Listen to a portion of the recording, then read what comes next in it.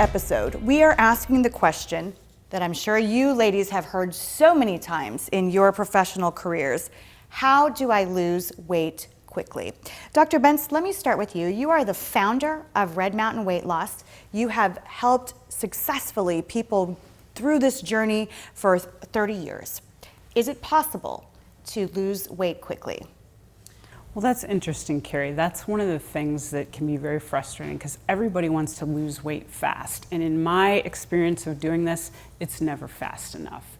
And what we really want to focus on is safe, effective weight loss and maintainable weight loss. So certainly our programs are designed to produce results, but we don't really focus on being fast. We really focus on safe, maintainable, and effective weight loss.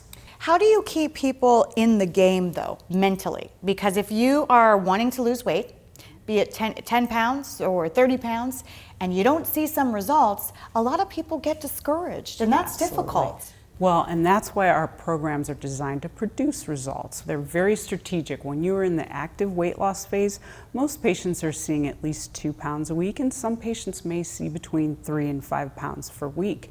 And when they see that success, then they want to continue, and that motivates you to stay with the program. So let's talk about a lot of the frequently asked questions, and I know a lot surrounds women going through menopause and after pregnancy. What do you say to them about wanting to lose weight and, in particular, lose weight quickly? Well, there's a couple things to think about. Certainly pregnancy possesses its own set of challenges for women because you do need to gain weight, and it is a situation that favors fat deposition for that growing baby. So one of the things that's helpful for people is to start pregnancy at a healthy weight and maintain those nice healthy eating habits during their pregnancy. But if you haven't done that, and if you have gained an excess amount of weight during your pregnancy, that's when it's nice to enlist some help to lose the weight and find those effective ways of losing it, getting back to a healthy eating plan. Sometimes we get off track with pregnancy. Menopause is another situation of hormonal changes that favor a change in our body composition, from an increase in fat deposition and a decrease in lean body mass during menopause. So your body, even if you're the same weight that you were when you were 20, it looks very different, and that's because of that change in composition.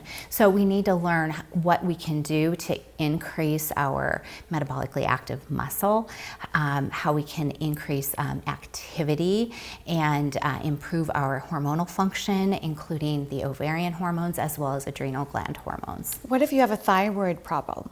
Mm-hmm. Many people do suffer from sluggish thyroids, and that is not a barrier that you cannot overcome. We just have to have a program where you know what your basal metabolic rate is, and we teach you how to stick with that. And then exercise is really important. Anything that you can do to elevate your metabolism and help you burn calories at a faster rate is going to help you lose weight, even with a thyroid problem, or even if you are in menopause. I have women come in all the time and they'll tell me, you know what, overnight I gained 20 pounds. And it really didn't happen overnight. There's a whole transition that comes with perimenopause and menopause. And if we don't adapt our eating and we don't adapt our habits, we're going to gain weight. And we just have to learn that we can't eat all the foods that we used to be able to eat. We have to choose smaller portions. We have to limit the amount of carbohydrate that we eat. But we can still maintain a healthy weight even with thyroid issues and even going through pregnancy and menopause. And Dr. Kim, we're on a first name basis now, Yes, so I've just scrapped your last last name. Anyway. Let's talk about the behavior. Sure. And what we need to do specifically to change the way we think about losing weight. Well, as I mentioned previously, it's very important to have a mindset that is actually a weight loss mindset or a weight management mindset. Because the reality is either we're gaining, losing, or maintaining. Those are our three choices.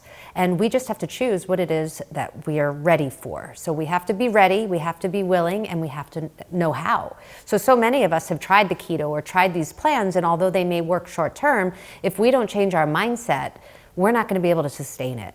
And that's what I love, is that there's a difference between a diet and a lifestyle, and Red Mountain is really a lifestyle. It may appear as if you're on a program at first, but we teach you how to transition and then live the lifestyle of healthy weight loss and maintenance. Is there a common thread that is often a barrier for a lot of people? I mean, is it that food is comfort, or is it that they don't like to exercise or don't have time to exercise? I would say all of it. Yeah. I think those are all great reasons as to why people struggle. Some of it has been early childhood trauma. Some of it has been, emotional eating in response to any emotion, whether it be happy, sad, anxious, lonely, bored. Some of it is that a personality, either they're all or nothing, where they're either on a diet, and if they're not on, then they're completely off. And then being completely off means that they eat whatever, whenever, all the time until they choose to go back on.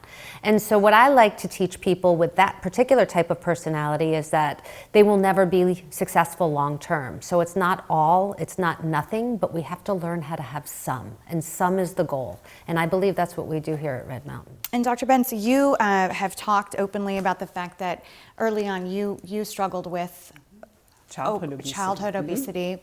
And did you have a moment where you had that aha moment and you wanted to change? What happened that allowed you to transform yourself and your own weight loss?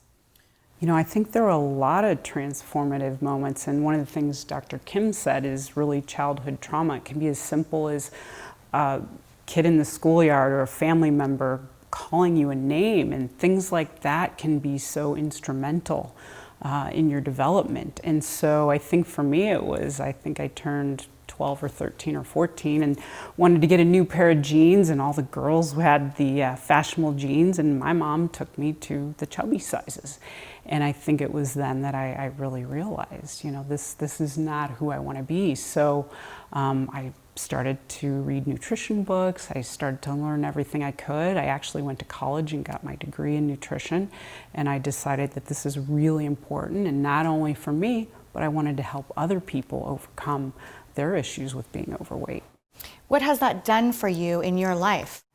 Well, so much, because eating healthy and maintaining a normal weight is really the key to a healthy lifestyle.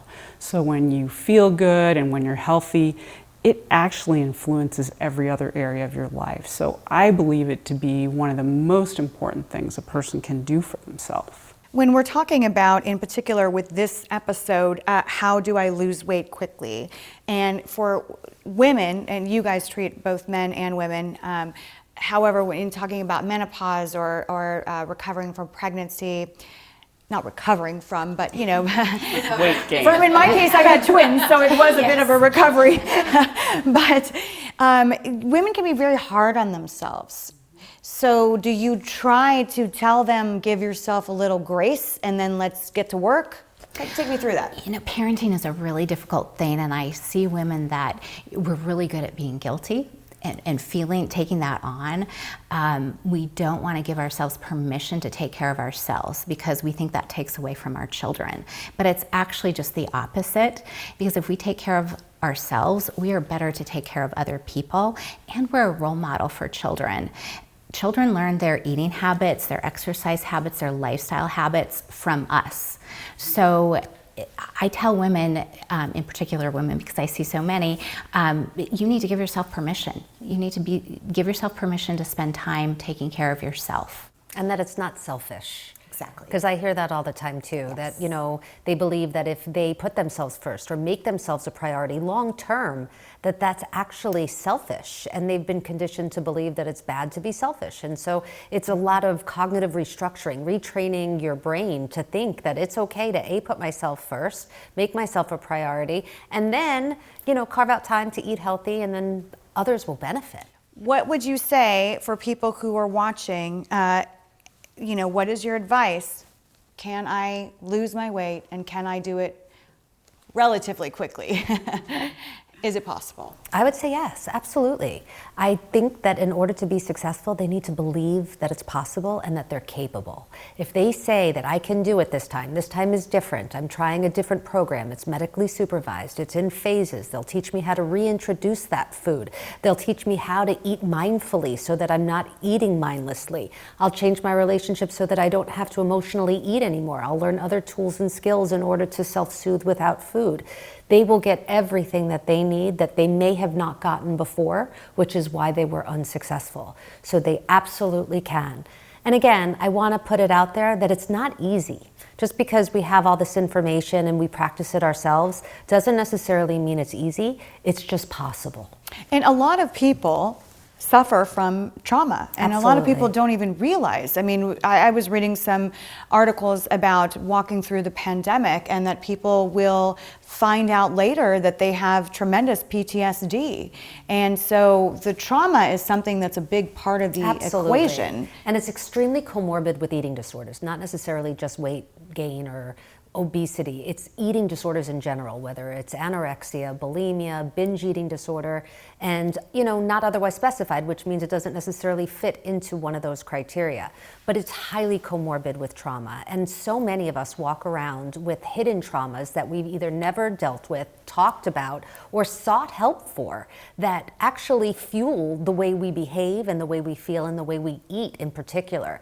And so part of that work at times when I'm in my office with a patient has to look at some of that trauma. And we don't necessarily have to relive it, but we can learn how to now cope with it so that it doesn't overpower us and we can take our power back over food. And Dr. Coker, to you, if people are watching, listening to this, how do I lose weight quickly, and how can that help people transform their lives? Well, they need to realize that it's a daily decision and be consistent. Once they start to see that progress, it's, as we've discussed before, the health changes that we see are going to start happening. They can reverse diseases, decrease their risk of diseases, get off medications, improve their self-esteem and confidence level, improve their interactions with others, improve the way they just move and function through life. Every pound a person loses is 4 pounds less on their joints, so they can feel those results rather quickly if they've dealt with situations like achy joints and back pain. So it's about celebrating each step along the way and realizing your progress, acknowledging it, and continuing to be consistent. And Dr. Bentz, for you, do you think that you've recovered from whatever level of trauma you experienced as a child? I mean, I'm impressed at your willingness to share your personal story, because that's not easy. Yeah, I think that I've learned to live with it, and I certainly think it's a big part of who I am and what I do, and it's given me this passion, which has been a launch pad for one of the most amazing things that I've been able to do, creating these programs. And while we said weight loss is really never easy, one of the things that I love to hear, so many of our patients come in and they say, I wish I would have done this a long time ago, because it really was easier than I thought it was going to be. And that just gives us so much satisfaction to be able to help people and make them realize it's not all that difficult. It does take some work, but you can do it. And you're an advocate for health and well-being, so it would be great if people visited your website, and you guys do now a lot of virtual interactions so people from across the country can check in with you. But even if someone's not going to go to Red Mountain, what do you say to them should be the first thing, maybe if they're like, well, where do I begin? What do I do to start right now, kind of changing my mindset and starting to lose weight, but more importantly, become healthy? Well, I think structure and routine is really important. So starting one day at a time and just really learning to eat whole foods and just cutting out the snack foods and the junk foods and the fast foods and drinking water and just really concentrating on that.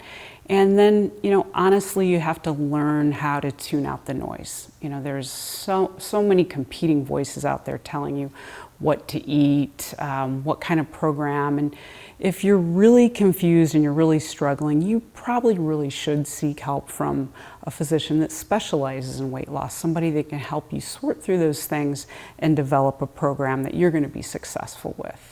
And as we close things out here, if people say, well, I can't afford it, I mean, do you guys try to make it accessible for, all people? I think our programs are very affordable, and you can't really put a price tag on good health. And when you're able to achieve a healthy weight, you're going to avoid so many future problems in your life. So I really think you can't afford not to do it. And let's talk a little bit about that before we close things out. Preventative health. What part of the equation is this? I mean, if you are losing weight, you're gaining a lot on the other side of that. Absolutely. I love the old adage, an ounce of prevention is worth a pound of cure. It's always easier to prevent weight gain than it is to remedy it. So by maintaining a healthy weight now, you're keeping yourself from a life of problems in the future. So it's one of the most important things you can do to remain healthy. Thank you, ladies. Thank you. Excellent, Thank you so much. excellent. And I hope that everyone will, listen to you and be inspired to become their best self, whatever that looks like, because individually that's different for everyone. So thank you so very much. Thanks to all of you for watching. I'm Carrie Pena, and you can find out more information at redmountainweightloss.com. Take care.